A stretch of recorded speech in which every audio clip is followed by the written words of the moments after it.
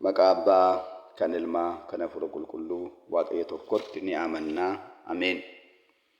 Baga yaadannoo dhalachuu gooftaa keenyaa Yesus Kiristoos kan baranaa kanaatiin baga ittiin sin ga'e baga geessan.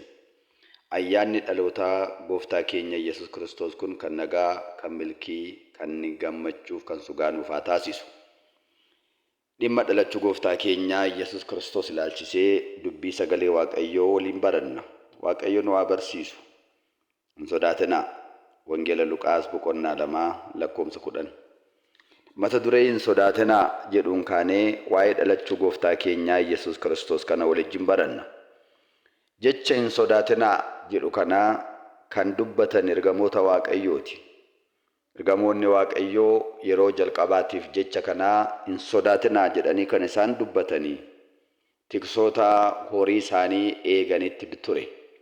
Jechi hin sodaatinaa jedhu kitaaba qulqulluu keessatti si'a 365 barreeffamee jira. Egaa haaluma kanaan barumsa kana jalatti waan nuyi gaggabaabsinee waliin barannu dhalachuun gooftaa keenyaa Yesus Kiristoos kun yoom? Gooftaan Yesus Kiristoos kan inni dhalatee muddi 29 bara araaraa tokko jedhee lakkaa'uu waggaa jalqabu. Guyyaansaa facaasaa halkan keessaa sa'aatii 6tti ture. Iddoon itti dhalate immoo Beetlehem iddoo jedhamudha. Gooftaa keenyaa Yesus Kiristoos dhalachuusaa kanaa yeroo jalqabaatiif arganii dhala namaa keessaa immoo tiksootatti kan misiraachootti dubbatanii hin sodaatinaa oduu gammachiisaa isinitti himuudhaaf dhufneerraa kan jedhanii tiksoota ture. Gooftaan keenyaa Yesus Kiristoos dhalachuun maaliif isa barbaachise? Gooftaan keenya Yesus Kiristoos dhalachuun mee maaliif isa barbaachise? Tokko, jaalala dhala namaadhaaf qabu sana mul'isuudhaaf jedheeti. Tokkoffaa ergaa Yohaannis boqonnaa 4 lakkoofsa 7. Wangeela Yohaannis 3:16. Ilaalaa, Waaqayyo addunyaa kana akkasumaan waan jaallateef tokkicha ilma isaa utuu hin mararsiifatin gara keenyatti nuuf erge akka jedhe. Lammaffaa hojii seexanaa diiguudhaaf. Tokkoffaa ergaa Yohaannis 3:8, Hibroota 2:14. Sadaffaa waadaa addaamiidhaaf seene sana raawwachuudhaaf jedheeti. Waggaa 5,500 booda dhala keerra dhaladheen si fayyisa kan jedhe sana. Matsaafa Siraak 24:1-6. Hibroota boqonnaa 2 lakkoofsa 14 gubbaa irratti inni Gooftaan keenya Yesus Kiristoos samiirraa gadi bu'ee kan dhufee dhalatee fi sanyii ergamootaa tajaajiluudhaaf gargaaruudhaaf utuu hin taane sanyii Abrahaam sana gargaaruudhaaf dhufee akka jedhe. 4. Barsiisa raajonni raajanii barsiisan sana dhugoomsuudhaaf jedheeti. Matsaafa raajii Isaayaas 7:14, Matsaafa raajii Isaayaas 9:6, Faarsaa Daawit 131 lakkoofsa 6. Kunoo mucaan nu dhalateera, ilmi nuuf kennameera. Gooftummaan isaas gatiittii isaarra jira. Maqaan isaas ajaa'iba, gorsaa jabaa, Waaqaa, jiraata bara baraa, abbaa nageenyaa jedhee raajaa kan turan sana akka dhugoomuudhaaf. Inni 5ffaan bara raawwataa jala namoonni afaan Waaqayyoo irraatii dubbii sagalee jireenyaa kan baratan ni ta'u jedhee kan raajame sana dhugoomsuudhaaf jedheeti. Matsaafa raajii Isaayaas boqonnaa 54 lakkoofsa 13, Yohaannis 6:45, Hibroota 1:1-3. Keessumatti Hibroota 1:1-3 irra maal jedhaa? Waaqayyo duraan dursaa karaa raajota isaa afaan godhatee nutti dubbachaa ture. Yeroon inni murteesse gaafa ga'u garuu ilma isaatiin dhufee nutti dubbatee akkuma jedhe. Kanaaf raajii kana dhugoomsuudhaaf jechaadha. Yeroo gooftaan keenya dhalatan ajaa'iba akkamitu ta'e? Dhalachuun gooftaa keenyaa Yesus Kiristoos dhaloota namootaa, raajotaa, qulqulloota kan biroo irraa maaltu adda isa taasisa? Wanti adda isa taasisu wanti baay'een jiru. Gaafa gooftaan dhalate ajaa'iba takkaa ta'ee hin beekne hedduun ta'aniiru waan ta'eef kan adda isa taasisa. Kanneen keessaatii tokko, gaafa gooftaan dhalate seexanni addunyaa kana mo'atee ture. Biiftuu kanaa gaditti gooftaa ta'ee waaqa ta'ee addunyaa kana seerratee ture sun naasu guddaa na'eera. Humni isaanis laasha'eera. Matsaafaa Taammira Yesuus fuula 20 irratti akka caafamee jiru. 2. Halkan walakkaa sa'aatii 6tti dhalate waan ta'eef halkan walakkaa ifni argamee dukkana sana balleesseera. Kanaafis kunis adda isa taasisa. Wangeela Luqaas boqonnaa 2 lakkoofsa 8-9. Kunis kan inni ta'eef ummati dukkana keessa jiraachaa turanii fi gaaddidduu du'aa jala warra jiranii fi ifni guddaan ni ba'ee akkuma jedhee raajichi Isaayaas raaje. Matsaafa raajii Isaayaas boqonnaa 9 lakkoofsa 2. Kanaaf halkan walakkaa ifa guddaan kan ta'eef kanaaf. 3 irratti faaruun ergamootaa takkaa dhaga'ameen beekni lafatti dhaga'ameera. Ergamoonni namoota wajjin samiidhaaf lafti adda kan turan sababa yakka Addaamirraan kan ka'e ergamootaaf tiksoonni waliin faarfataniiru. Faarfannaan gaafa sanas galanni Waaqayyoo Waaqa irratti nagaan immoo namootaaf lafa irratti haa ta'u jechuudhaan faaruun addaa ta'ee faarfatameera. Wangeela Luqaas boqonnaa 2 lakkoofsa 10. Egaa inni itti aanu 4ffaa irratti namootaaf ergamoonni tokko ta'anii faarfataniiru. Waaqaaf lafa walitti araarameera. Lubbuudhaaf foonni walitti araarameera. Kunis ajaa'iba jechaadha. Inni 5ffaan namoonni warri sabaa 9 harka fuudhii fidanii qorxii isaanii bananii laataniiru. Warqee isaan fidan kunis kennaa isaan fidan kunis warqee ixaana qumbiidha. Kanaafuu waa'ee warra sabaa 9 kana ilaalchisees barumsa gabaabaa yoo laachuudhaaf jennu warri sabaa 9 kun warqee sana yaa fidani, qumbii sana yaa fidani. Eenyu maqaan isaaniis? Jarri kun mootota 12 turan. Mootota 12 kun yeroo biyyaa ka'anii mallattoo urjii gassiqee deemu kana gaafa arganii abboota isaaniirraa akkuma dhagaan akkuma argan san akkuma itti himame san akkuma abdiidhaan eegaa turan san utuma eegaa turanillee qorattoota urjii ta'an the scientist of star akkuma qorattoota urjii akka jedhamu. Kanaaf gaafa yeroon isaa ka'u wal waamanii walitti himanii 12 ta'anii ka'an. Haa ta'u garuu karaa irratti lolli gaafa itti banamu warri mootota 9 deebi'an. Mootonni 3 garuu imaanaa kana nyaachuu hin qabnu, galfata abboota keenyarraa fuune nyaachuu hin qabnu, ittiin ga'uu qabna malee jedhan. Dhugaadhumatti warqee ixaana qumbii sun eessaa dhufe? Gaafa Addaamiidhaa fi Waaqayyo Hewaaniin cinaacha isaa keessaa uumee itti geessu qulqulluu Mikaa'elii, Gabri'eel, Rufaa'elitti Waaqayyo ajajii jennaan dhaqa Addaamitti kennaa. Addaam immoo haadha manaasaa kanaaf harka fuudhee kennu jennaan Addaamiif laatan. Addaam immoo isheetti laate. Isheerraa dhufaa darbaadhaan bara Nohii ga'e. Bara Nohii keessa Abrahaamin qaqqabe. Abrahaam irraati immoo Melkiiseedeqin qaqqabe. Egaa haga sana darbaa dabarsaadhaan bara mooticha Akkaaziyaas ga'e.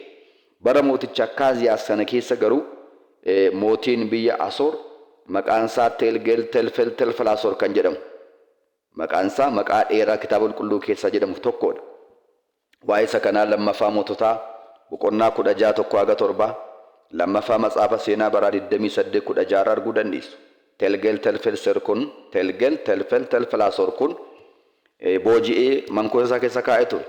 Garuu Waaqayyo iyyamnaan karaa ijoollee isaa jaallataniidha deebi'ee mankuusaa keessa taa'ee mankuusa sana keessatti Jirdaashis namni jedhamu itti himamee waa'ee kanaa immoo gabataa samii irratti Waaqayyo kaasee itti agarsiise jennaan utuma taa'ee urjii kana keessa sakatta'uu gaafa yeroon isaa ga'u dhalachuun gooftaa keenya Yesuus Kiristoos waggaan 2 gaafa afu arganii adeemsa kaa'an jechaadha. Kanaaf namoonni warqee ixaana qumbii fidan kun maqaan isaanii tokko Mantuus Sifaar jedhama. Mantuus Simaar. Inni lammaffaan Meelikoo jedhama. Inni sadaffaan Badirisfaa jedhama.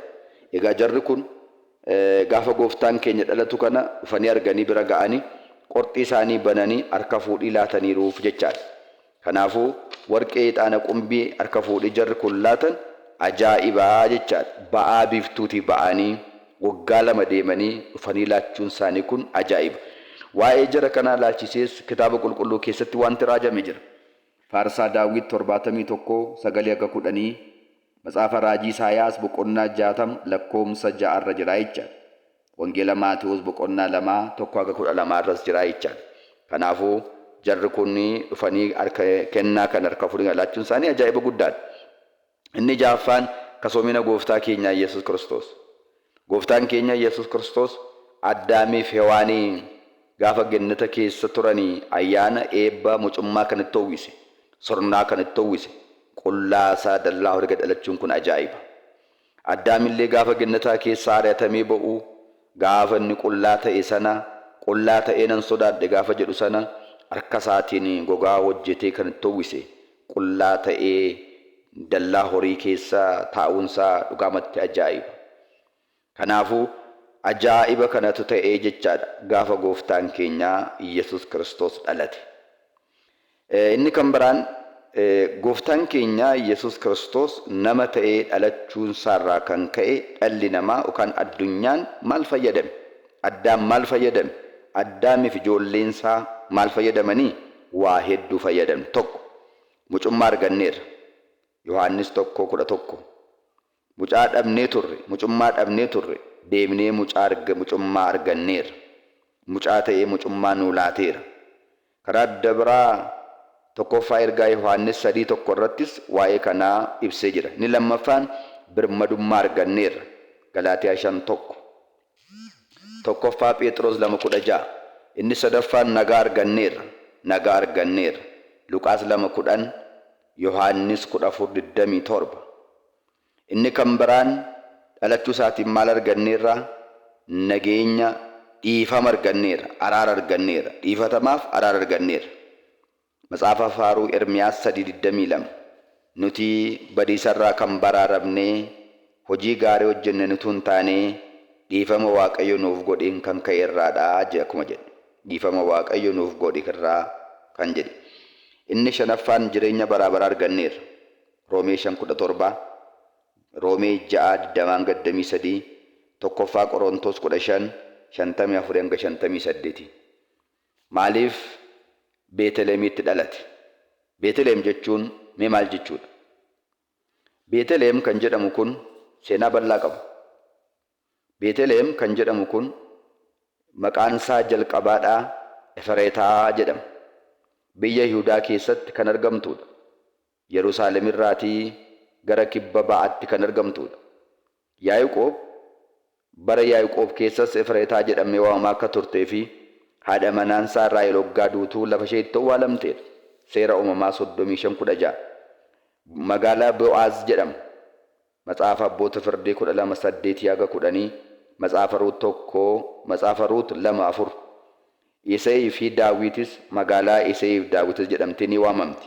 Tokkoffaa Saamu'eel 17. Luqaas 2:4. Mootichi Saamu'eel yookaan raajichi Saamu'eel lafa inni itti abbaa keenya Daawitiin dibee iddoo kanaadha. Tokkoffaa Saamu'eel 16. Raajaan Waaqayyo Mikiyaas waa'ee dattii kanaadhaa yoo kan tuffatamte yoo taatellee mootiin addunyaa kanaadhaa si keessatti hin dhalataa nama guddaa ni taataa jedhee raajii ture. Matsaafa Mikiyaas 5:2. Egaa olumaa galatti Beeteel jechuun mana biddeenii jechaadha. Mana biddeenii jechaadha. Mana biddeenii waan jedhameef biddeenni jireenya namaa laatu gooftichi gooftataa Yesus Kiristoos achitti waan dhalateef biddeena jireenyaa mana biddeenii jedhama. Kanaafis yaadannoo kanaafis jechar manni qulqullummaa waggaa ijaaramu Beetlehem kan jedhamtu kun eessumarraayyuu kallattii ba'aa biiftuu irratti ijaaramaa jechaadha. Achitti irbaati jireenyaadhaa qophaa'ee qaraaniyootti kan fakkeeffamu mana qulqullummaatti cabee dhala namaaf kan laatamuuf achirraa ka'eetii jechaadha. Egaa olumaa galatti maatiiwwan Waaqayyoo ayyaana dhalachuu gooftaa keenya Yesus Kiristoos kana gaafa kabajnu abbootiin keenya ayyaana kennaatii, ayyaana badhaasaatii jedhan.